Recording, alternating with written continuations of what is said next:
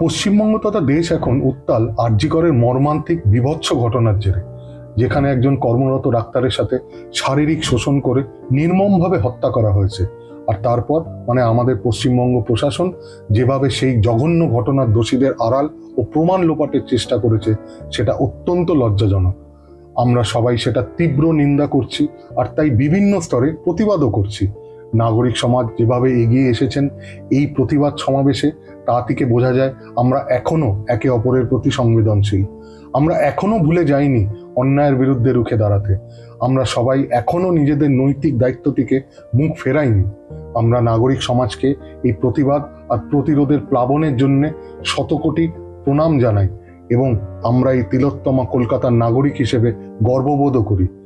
এখানেই কবিগুরু রবি ঠাকুরের জীবিত ও মৃত থেকে একটা অনবদ্য বাক্য মনে পড়ে গেল।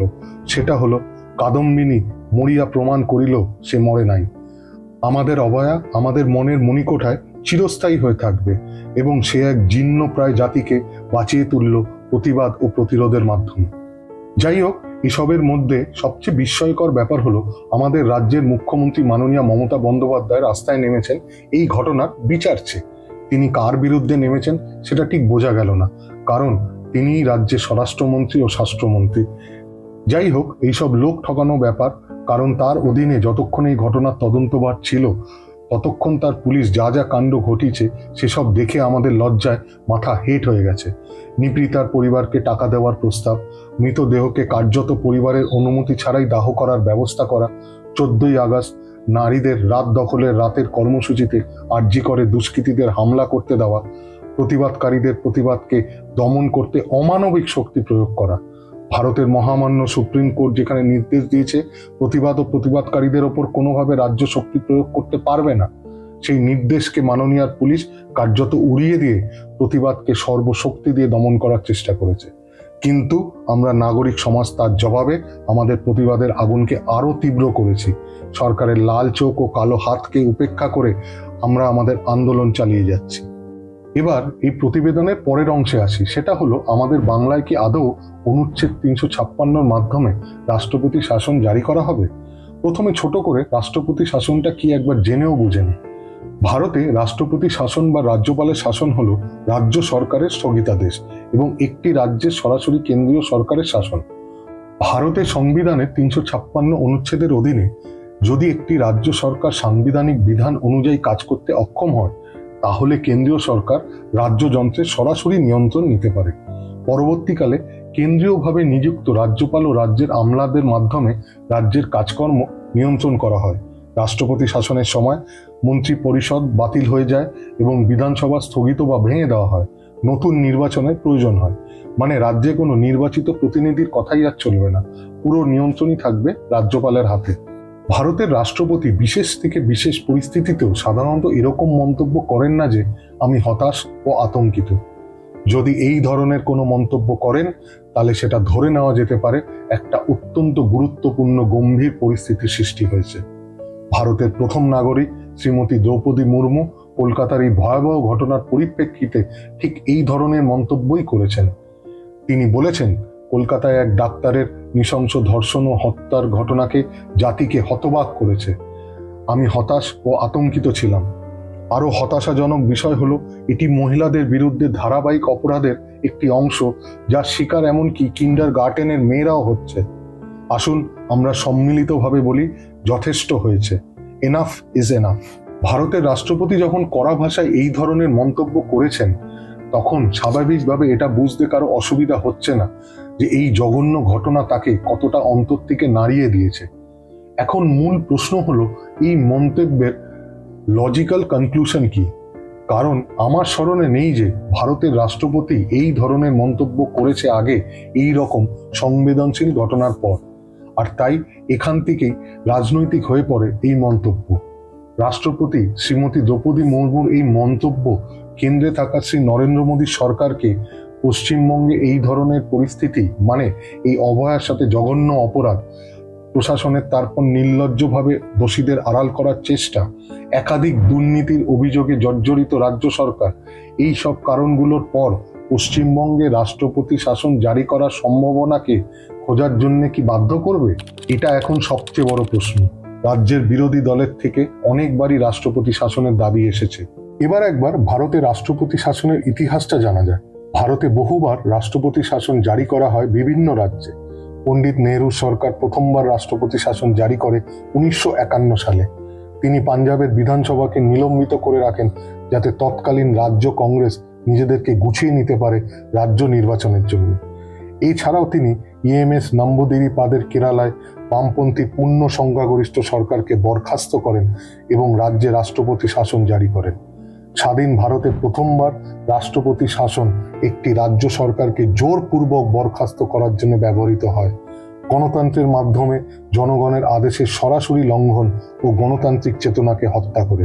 এই কাজটি তিনি করেন যেহেতু সেই রাজ্যে কংগ্রেসের শাসন ছিল না। তারপর সেই পরম্পরায় আরো উন্নতি করেন ইন্দিরা গান্ধী। তিনি তো দেশেই ইমার্জেন্সি জারি করিয়ে দিয়েছিলেন শুধুমাত্র তার পদ বাঁচানোর জন্য। 21 মাস ভারত ছিল কারাবন্ধ।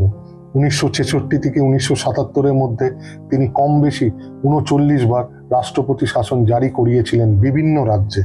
সবচেয়ে উল্লেখ্য বিষয় হলো 1980 সালে তিনি যখন আবার দেশের প্রধানমন্ত্রী হলেন, একাধিক রাজ্যে বিরোধীদের সরকার ফেলে দিয়েছেন, যেখানে সেই সরকারগুলোর সংখ্যাগরিষ্ঠতা ছিল। কারণ মূলত একটাই, কংগ্রেসের শাসন স্থাপন করতে হবে। এছাড়াও জনতা পার্টি যখন সরকারে ছিল তখন তাদের সরকারও রাষ্ট্রপতি শাসন জারি করেছিল। 2014 থেকে এখনো পর্যন্ত শ্রী নরেন্দ্র মোদীর সরকারের সময় রাষ্ট্রপতি শাসন জারি হয়েছে জম্মু কাশ্মীরে, মহারাষ্ট্রে, অরুণাচল প্রদেশে ও উত্তরাখণ্ডে। এই সবকটা সময়ই হয় রাজ্য সরকার করতে দেরি করেছে অথবা নিজেদের জোট সরকার ভেঙে গেছে।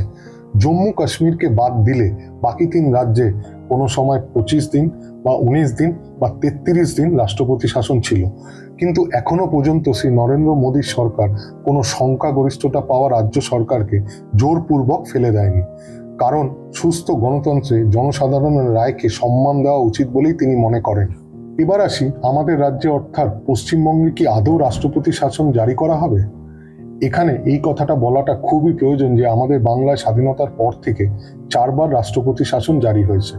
1969, 1970, 1971 ও 1977। এর মধ্যে প্রথম 3 বারই জোট সরকার নিজেদের সরকারকে টিকিয়ে রাখতে পারেনি।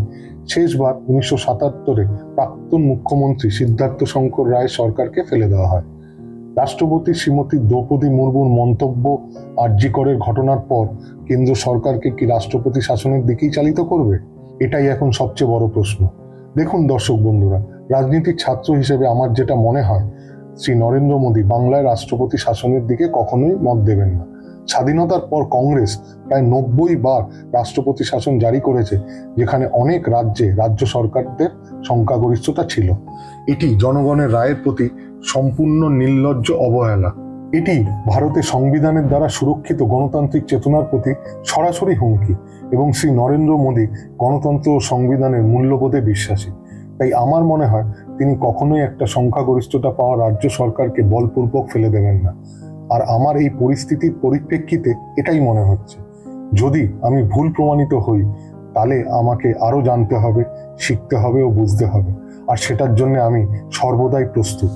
কিন্তু যদি আমি এই নিবন্ধটি এখানেই শেষ করি তবে এটি আমার দৃষ্টিভঙ্গিকে সঠিকভাবে প্রতিষ্ঠিত করবে না, যা আমি প্রতিষ্ঠা করার চেষ্টা করছি। ভারতের সংবিধান আমাদের একটা খুব স্পষ্ট ধারণা দেয় যে ভারত কিভাবে কাজ করবে। যুক্তরাষ্ট্রীয় কাঠামোর যে ব্যবস্থা, যেটা সংবিধানের প্রণেতারা গ্রহণ করেছিলেন, তার মূল উদ্দেশ্য ছিল কেন্দ্র ও রাজ্যগুলোর ক্ষমতা বিভাজন একটা সমন্বয়ের ভিত্তিতে গড়ে উঠুক।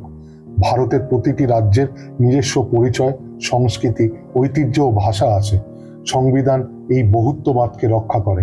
তাই আমাদের রাজ্যগুলিকে তাদের স্বতন্ত্র বৈচিত্র্যকে প্রাধান্য দিয়ে রক্ষা করার জন্য ক্ষমতা দেওয়া হয়েছে, যেখানে কিছু ক্ষেত্রে এমনকি কেন্দ্রও হস্তক্ষেপ করতে পারে না। ভারতীয় সংবিধানের স্রষ্টারা এই যুক্তরাষ্ট্রীয় কাঠামোর উপর ব্যাপকভাবে কাজ করেছিলেন শুধুমাত্র ভারতের এই বৈচিত্র্যকে রক্ষা করার জন্য। কিন্তু এখানেও কিছু সীমাবদ্ধতা আছে। উদাহরণস্বরূপ, কেন্দ্র ও রাজ্য যদি এমন কোনো ইস্যুতে সংঘর্ষে লিপ্ত হয় যেটি কেবলমাত্র কেন্দ্রের বিষয়, তাহলে আমাদের সংবিধান অনুযায়ী কেন্দ্রের সিদ্ধান্তই প্রাধান্য পাবে। উদাহরণস্বরূপ, নাগরিকত্ব সংশোধনী আইনের ক্ষেত্রে নাগরিকত্ব কেন্দ্রের বিষয়, যেখানে রাজ্যগুলি হস্তক্ষেপ করতে পারে না, বা যদি রাজ্য নিজের বিধানসভায় এর বিরুদ্ধে আইন পাস করে তাহলে সেটা সুপ্রিম কোর্টে প্রাধান্য পাবে না।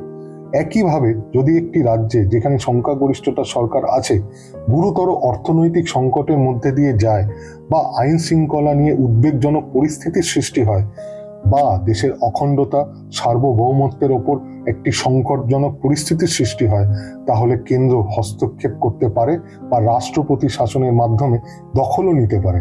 রাজ্যগুলো এই গুরুতর সংকট বা সংকটগুলোর মধ্যে দিয়ে গেলে দেশ চুপ করে বসে থাকতে পারে না।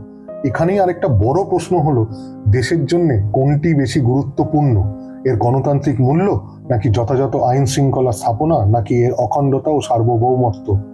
এখানে এই প্রশ্নের উত্তরটি সবচেয়ে বিতর্কিত বিবেচ্য বিষয়।